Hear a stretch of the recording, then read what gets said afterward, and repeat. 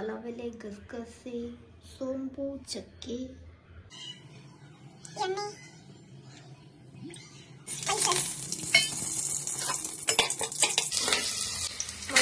ರುಚಿಗೆ ತಕ್ಕಷ್ಟು ಉಪ್ಪು ಮತ್ತೆ ಬೇಕಾಗುವಷ್ಟು ಖಾರದ ಪುಡಿ, ಅರಿಶಿನ ಪುಡಿ. It's good for health. 5 ನಿಮಿಷ ಚೆನ್ನಾಗಿ ಹುರ್ಕೊಳ್ಳಿ.